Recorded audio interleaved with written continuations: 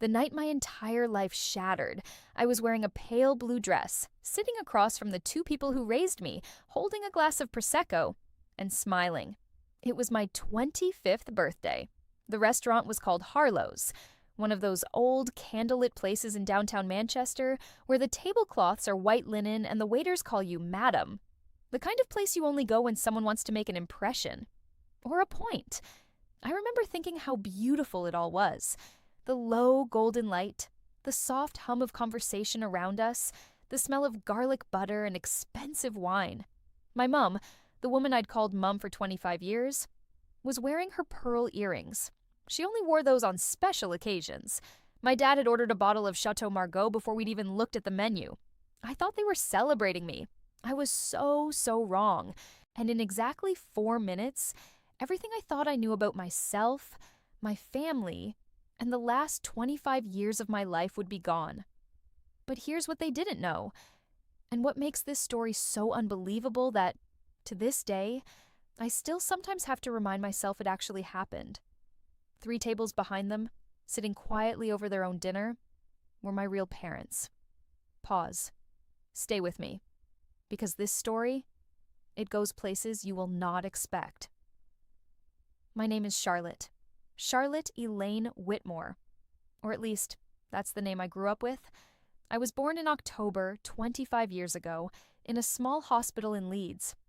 I know this because I've seen the birth certificate, the amended one, with the Whitmore name typed in neat black letters over whatever was there before.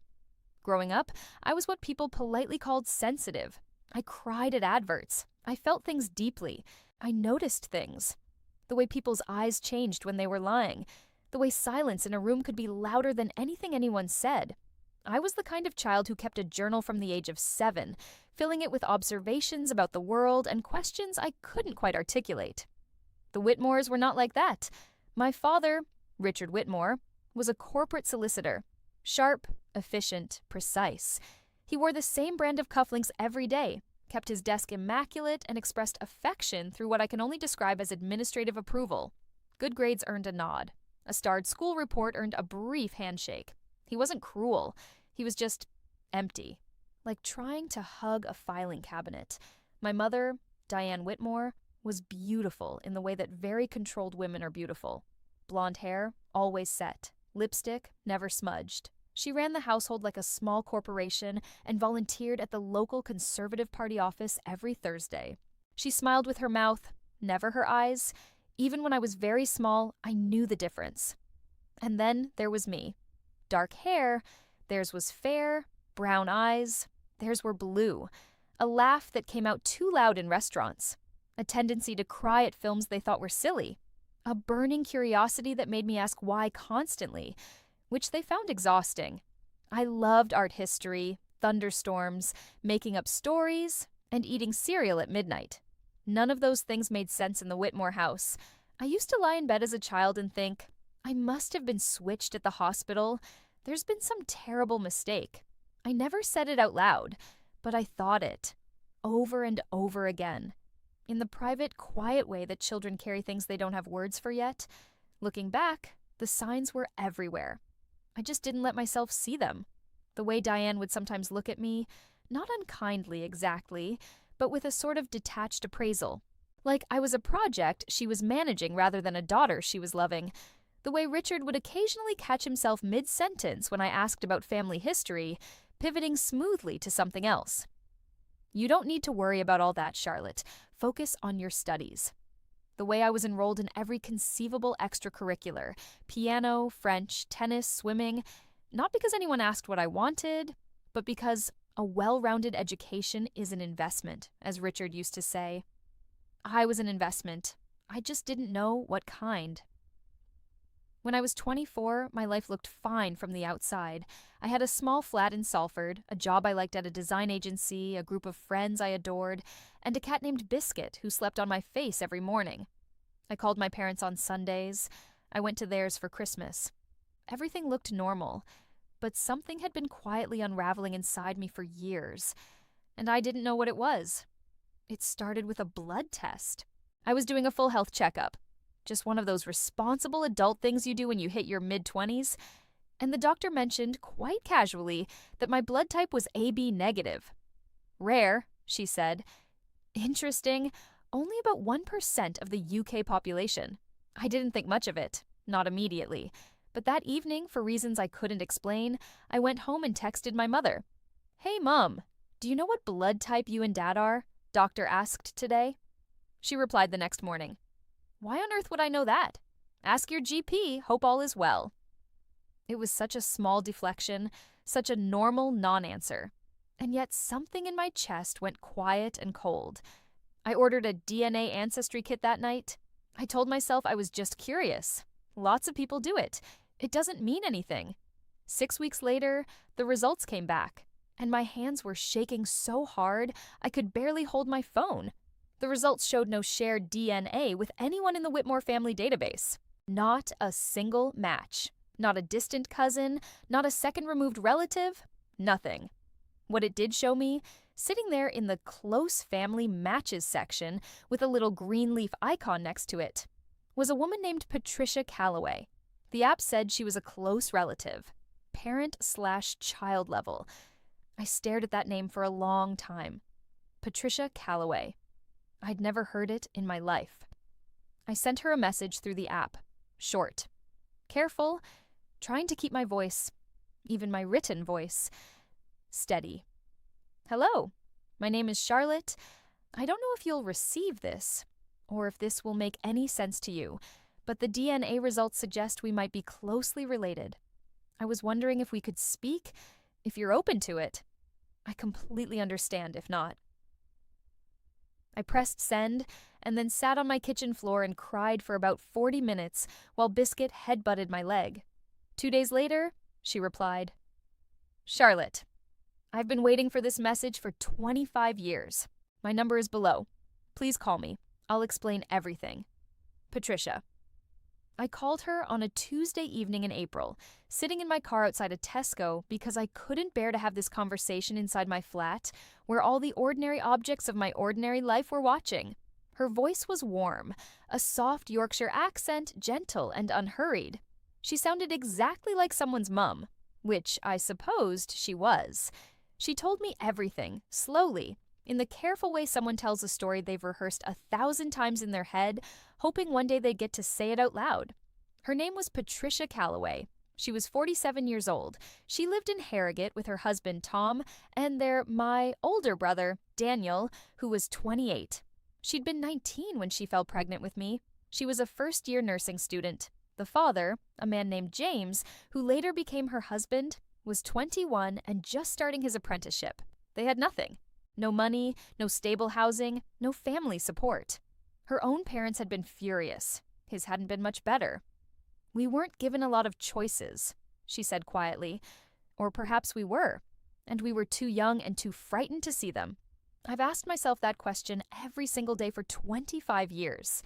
She'd placed me for adoption through a private agency, one of those organizations that sometimes paired newborns with families on a waiting list. The Whitmores, she was told, were a stable, professional couple who had been trying for a child for years. "We signed the papers," Patricia said, "and then I held you for about an hour before they took you. And I never stopped." She stopped talking for a moment. "I never stopped looking for you," she finished. I was crying by then, silently, the way you cry when you're trying not to make a sound. "James and I got married the following year," she continued. "We had Daniel when I was 21. We built a life. We have a good life. But there was always this space, this shape of you that we couldn't fill.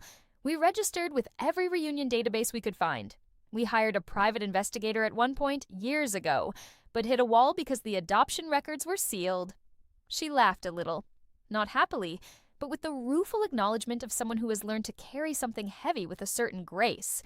"And then DNA testing became a thing," she said, "and Tom bought me a kit for Christmas 3 years ago well, he said it was a gift, but we both knew what it really was. It was hope. We talked for 3 hours that first night. By the end of it, I knew that I had a brother who was a secondary school history teacher and who supported Leeds United with an almost religious devotion. I knew that Patricia made her own jam and had a garden she was completely obsessed with. Ask anyone. I knew that James had my same dark hair and had once, at age 17, driven his father's Ford Mondeo into a ditch while trying to impress a girl, a story he apparently still told at parties. I knew that I got my loud laugh from Patricia's sister, Aunt June, who reportedly once laughed so hard at a Christmas cracker joke that she fell off her chair. I knew where I came from. For the first time in 25 years, I knew. You might wonder, and believe me, everyone I've told this story to has wondered, why I didn't immediately call Richard and Diane and confront them. The honest answer is, I was afraid. Not of them, exactly. More of the earthquake. The way the ground would shift and never quite settle back into anything familiar. The Whitmores were, despite everything, the only family structure I'd ever known. And part of me still loved them, in that complicated, bruised way you love people who raised you imperfectly, because they had raised me. Badly, sometimes. Coldly, often. But they'd been there. They'd paid for my school uniforms and my dentist and my very expensive piano lessons that I never once practiced properly.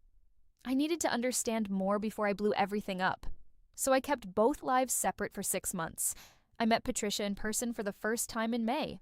A Saturday morning at a cafe in York, neutral ground, equidistant from both our lives. She brought James. I brought my best friend Gemma, who sat in the corner with a latte and a book she didn't read, just in case I needed someone to hold my hand. I didn't need it. Not because it wasn't emotional. It was overwhelmingly so, but because the moment Patricia and I were in the same room, something just settled, like a puzzle piece clicking into place with a sound you feel more than hear. She had my hands, the exact same shape of fingers, the same way of holding a coffee cup. James told a joke within the first 4 minutes of meeting me and laughed at it himself before the punchline, which is something I do constantly, and which Gemma has always found mildly infuriating. I met Daniel the following month. He turned up at a Sunday lunch at Patricia and James's house in Harrogate, coming in through the back door with mud on his trainers and a bag of wine gums he'd bought for the journey, acting like I'd always been there. He showed me his Leeds United scarf, asked my opinion on a history debate he was preparing for his year 10s, and by the end of the afternoon we were arguing about whether the Vikings or the Romans had a more lasting impact on British culture. It was the most natural thing I had ever experienced. I had a family, a real, warm, gloriously normal family who laughed too loudly and forgot to water the plants and drove into ditches and left muddy footprints in the kitchen. A family who looked like me and sounded like me and made me feel, for the first time in my life, that I wasn't too much of anything. All the while, I kept calling Richard and Diane on Sundays, kept going to theirs for the occasional Sunday roast, kept being Charlotte Whitmore, reliable and well-behaved and grateful, but I was also Charlotte Calloway, and I was figuring out exactly what that meant. My 25th birthday fell on a Friday. A week before, Diane called to say they'd booked a table at Harlow's in Manchester City Centre. Dinner, just the three of us. She said it in the precise, slightly rehearsed way she had when she was being deliberate about something. "Your father has some things he'd like to discuss," she added. I almost laughed. I said that sounded lovely. What I didn't say was this. I had already called Patricia. I had told her the date and the restaurant. I had suggested, very quietly, very carefully, that perhaps she and James and Daniel might like to have dinner at Harlow's that same evening. Maybe around 7:30. Table for 3, near the back. Patricia had gone quiet on the phone for a moment. Then she said, "Are you sure?" And I said, "I think I just want to know I'm not alone." She booked it that afternoon. I arrived at Harlow's at 7 o'clock. Richard was already there, standing by the bar in his gray wool suit, checking his watch. Diane was beside him in a wine-red dress, her pearls in, her smile measured. They'd ordered drinks. Richard handed me a glass of Prosecco before I'd even taken off my coat. "Happy birthday, Charlotte," he said. Very composed, very Richard. We sat down, the menus arrived, we ordered, the wine was expensive, the conversation was careful. About my work, about a holiday they were planning to Tuscany, about the new boiler they'd had installed. I kept my hands very still in my lap. At about 8:10, Diane set down her fork and looked at Richard. Something passed between them. A nod, a tiny permission. Richard cleared his throat. "Charlotte," he said, "there's something we've been meaning to speak to you about for some time. We felt your 25th birthday was the appropriate occasion?" I waited. You were adopted, Diane said. No preamble, no softening, just the 3 words, delivered in the same tone she might use to tell me the car needed servicing. At birth, we've always intended to tell you at the right time. I kept my face very, very still. We wanted you to be established, Richard continued. Stable, old enough to process it without unnecessary disruption to your development. I nodded slowly. Diane folded her hands on the table. The truth is, Charlotte, and I think you're mature enough now to hear this, the arrangement was never quite what we'd imagined. Parenting wasn't suited to us, as it turned out. We're not people who take to it naturally. We did what was required of us. We gave you every advantage. She paused. But we only ever did it for the child benefit payments, initially. And then, well, inertia, I suppose. It seemed cruel to unsettle you. But now that you're 25 and fully independent, we've decided to formalize things. I stared at her. Formalize things, I repeated. We've already spoken to our solicitor, Richard said, opening the leather folder he'd placed beside his bread plate. We're having you removed from the will and from any documents that reference you as a dependent or heir. It's a clean break. We think it's best for all parties. He slid a single sheet of paper across the white tablecloth toward me. I looked at it. A letter from a law firm, Hargreaves and Mott, solicitors, confirming the amendment of the Whitmore estate documents. On my birthday, over a 70-pound main course. They'd timed it for my birthday because they thought I would be less likely to cause a scene in a restaurant. They were right that I wouldn't cause a scene. They were wrong about why. I picked up the paper. I looked at it for a long moment. I set it back down. And then I looked at Diane, and I said, very quietly, "Funny. I found my birth family about 6 months ago." Diane blinked. "I beg your pardon?" "My biological family," I said. "I did a DNA test last year, found them in April. We've been getting to know each other ever since. My birth mother is Patricia. My birth father is James. I have a brother called Daniel. He teaches history. They're wonderful people, actually." Richard's jaw had tightened. "Charlotte, they're sitting 3 tables behind you," I said. The silence at our table lasted about 3 full seconds. And then, very slowly, Diane turned around. I watched her turn. It was slow, the kind of slow that happens when someone's body is moving before their mind has caught up. Patricia was sitting exactly where I'd hoped she'd be, at a table by the far wall between James and Daniel. She'd worn a dark green wrap dress I recognized from a photograph she'd shown me. James was in a navy jacket. Daniel still had what I could only describe as his Sunday face, slightly disheveled, already on his second bread roll.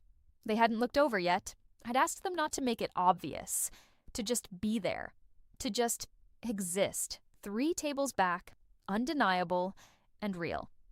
Diane looked at them for a moment. I watched her face do several things at once. The first thing was recognition. Not of Patricia specifically, but of me, reflected in Patricia's face. The dark hair, the shape of the jaw, the way Patricia was sitting, shoulders slightly forward, hands curled around a glass in exactly the way I'd been sitting at this table for the past hour without even noticing. The second thing was something I can only describe as recalculation. I could actually see it happen, behind her eyes. The whole architecture of how this evening was supposed to go, the clean, controlled handover of documents, the tidy conclusion, crumbling and reshaping itself into something much messier. The third thing was a look I had genuinely never seen on Diane Whitmore's face before. Fear. She turned back to the table. "You planned this," she said. "Not exactly," I said, honestly. "I just didn't want to be alone." Richard was very still in the way that very contained people go still when they are actually frightened. "How long have you—" "6 months," I said. "Since April. We've had Sunday lunches. I've been to their house in Harrogate. I've met Daniel. We went to a National Trust property last month and argued about the tutors for 2 hours, and it was honestly one of the best days of my life." Something moved across Diane's face. For a moment, just a moment, it looked almost like grief. Not for me. I don't think it was for me, but for something. Some version of events she'd held in her head for a long time that had just quietly stopped being true. I took a sip of my water. "I'm not here to cause trouble," I said. "I'm not going to make a scene. I'm going to finish my dinner, and then I'm going to go join them for dessert. Because Patricia told me the creme brulee at Harlow's is supposed to be exceptional. And I wanted you to know, before I did that I'm going to be all right. That I have been all right. That whatever you were imagining this evening was going to be, the part where I leave here with nothing and no one to go to, that part isn't true anymore." Richard opened his mouth, closed it. "The solicitor's letter," I said, picking it up one more time and placing it neatly at the edge of the table on his side, "is yours. Keep it. I don't need it." I folded my napkin. I pushed back my chair. And then I did something I hadn't planned. I paused. I looked at Diane, really looked at her, and I said, "I know this wasn't easy for you. Whatever your reasons were, and I'm sure they made sense to you at the time, you raised me for 25 years. I had a warm house, I had food and school and clothes and a roof. I know that's not nothing. So I'm not going to spend my life being angry at you, but I am going to spend it being happy, and I thought you should know that." She said nothing. I walked across the restaurant. Patricia stood up before I was halfway there. The creme brulee was, in fact, exceptional. The four of us sat together at that table in Harlow's until they politely started stacking chairs around us at 11 o'clock at night. We talked and laughed, and Daniel ordered a second dessert, and James told the Ford Mondeo story for what Patricia said was the 432nd time, and I laughed at it like I'd never heard it before, because in a way, I hadn't. I don't know what Richard and Diane said to each other that night after I left. I don't know if they spoke about me at all, or if they simply paid the bill, retrieved their coats, and drove home in silence. I've thought about it sometimes, not with anger, but with a kind of distant curiosity, the way you might wonder about a chapter of a book that got quietly cut. They sent no message that night, no birthday text, nothing. I didn't expect one. I changed my last name 6 months later, a quiet administrative thing. No courtroom drama required. Charlotte Calloway. I said it out loud in my flat one morning while making coffee, and Biscuit looked up from his bowl with profound indifference, which felt right. Patricia cried when I told her. James made her tea. Daniel said, "Well, obviously," in the tone of someone who has been waiting for something to become official for a long time. I was a bridesmaid at Daniel's wedding the following spring. He met a woman called Freya, a marine biologist who is completely brilliant and laughs even louder than I do, which the Calloway family has taken as a sign of excellent character. I still live in Salford, still work at the design agency, still have Biscuit. My Sunday calls are different now. Louder, longer, occasionally interrupted by someone in the background arguing about football or asking if anyone has seen The Good Scissors. I am, for the first time in my life, entirely and unreservedly fine. I tell this story not because I want you to feel sorry for me. I really, genuinely don't need that. And not because I want you to think badly of Richard and Diane. People are complicated. Motivations are rarely clean. They did a terrible thing in a terrible way. And they also gave me 25 years of material comfort and opportunity. And both of those things are true at the same time. I tell this story because I spent 25 years feeling like I didn't quite fit anywhere, like there was something subtly, inexplicably wrong with me that I couldn't identify or fix, like everyone else had been given an instruction manual for belonging, and mine had gotten lost in the post. And then I did a DNA test on a whim, and I found Patricia, and I found James, and I found Daniel, and I found out that I was never too much or too little of anything. I was just in the wrong place. If you are sitting somewhere right now feeling like you don't quite fit, like the people around you are looking at you with that faint, indefinable distance that makes you question your own reality, I want you to know this. It is not you. Sometimes the place you were put is not the place you belong. And sometimes, if you're patient and brave and willing to send a very nervous message through a DNA app at 11:30 on a Tuesday night, you find your way home.